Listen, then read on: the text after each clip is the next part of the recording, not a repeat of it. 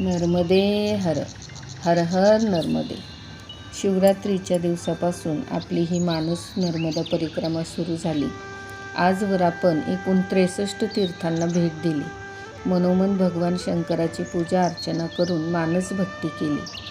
त्या तीर्थांच्या आख्यायिका ऐकून श्रवण भक्ती देखील साध्य केली.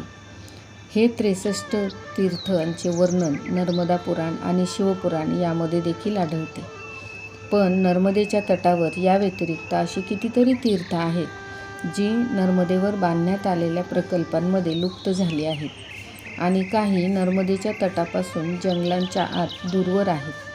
अतिशय प्राचीन आणि पौराणिक पार्श्वभूमी असणारी ही तीर्थ असून काही तीर्थ जीर्णोद्धाराच्या प्रतीक्षेत आहेत. ज्यांना शक्य होईल त्यांनी आपल्या गृहस्थाश्रमातील जबाबदाऱ्या पूर्ण झाल्यावर जरूर अखंड नर्मदा परिक्रमा करावी. सर्व पृथ्वीवरील तीर्थ केल्याचे फळ या परिक्रमेतून मिळते. पुन्हा अन्यत्र कोठे जाण्याची गरजच भासत नाही, कारण सृष्टीतील शिवतत्वाची आत्म्याला खरी ओळख होते. पण एक मात्र नक्की, या परिक्रमेत सर्व माया मोह सोडून आत्मचिंतन करत एक एक पाऊल टाकावे.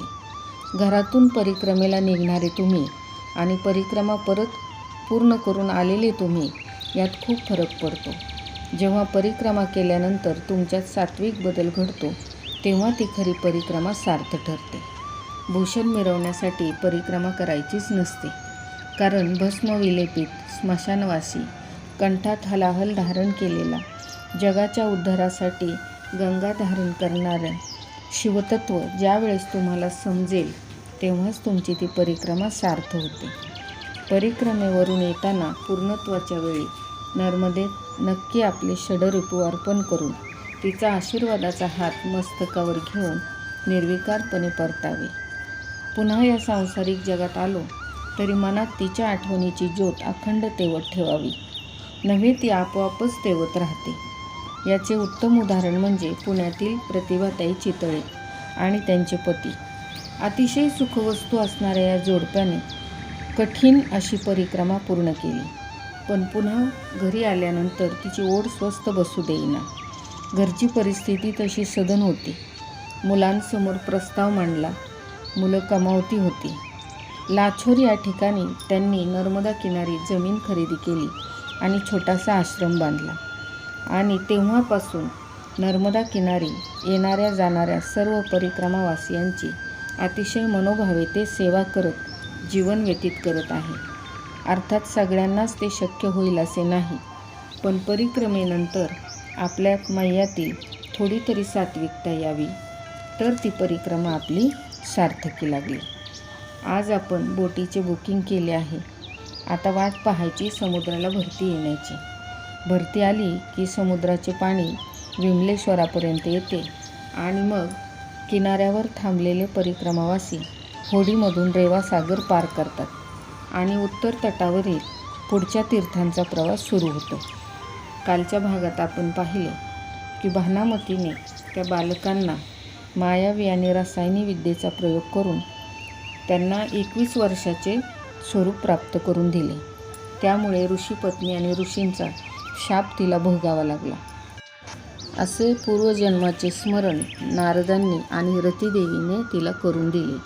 परंतु तू या जन्मामध्ये हे कार्य करायचे आहे की तुझ्या हातामध्ये असलेल्या या मुलाला तू वाचव आणि त्याला सकल विद्या आणि मायावी विद्येसह रसायनी विद्या, युद्धकला देखील तू शिकव, कारण आई हा सर्वश्रेष्ठ गुरु असतो.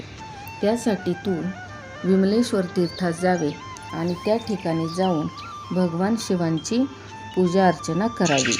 त्या योगे तुला सकल विद्यांचे ज्ञान पुन्हा प्राप्त होईल. रतिदेवी देखील या गोष्टीसाठी फार उत्सुक होती, कारण हे बालक साधे बालक नसून अनेक युगांपासून तिने त्यांचा विरह सहन केलेला होता. ते तिचे पती कामदेव होते. भगवान शंकरांची समाधीभंग केल्यामुळे त्यांच्या क्रोधाग्नीने हे भस्म झाले होते. त्यांना आता नवीन देह प्राप्त झाला आहे, म्हणून ती देखील भानुमतीची विनवणी करू लागली. ठरल्याप्रमाणे भानुमती विमलेश्वर या ठिकाणी आली. त्या ठिकाणी तिने विमलेश्वराचे सर्व सामग्रीने पूजन केले, ध्यानधारणा केली आणि विमलेश्वरांच्या कृपेनेच तिला मागील जन्माच्या सर्व विद्या ज्ञात झाल्या. त्या बालकास तिने लहानाचे मोठे केले, सर्व अमोघ शक्ती तिला दिल्या आणि प्रद्युम्नने शेवटी शंभरासुराचा वध केला आणि ईश्वरी कार्य पूर्ण केले. देवी रतीने याच विमलेश्वराचे पूजन करून पुनश्च हाच पती आपल्याला मिळावा म्हणून प्रार्थना केली व ती प्रार्थना विमलेश्वराच्या ठिकाणीच पूर्ण झाली.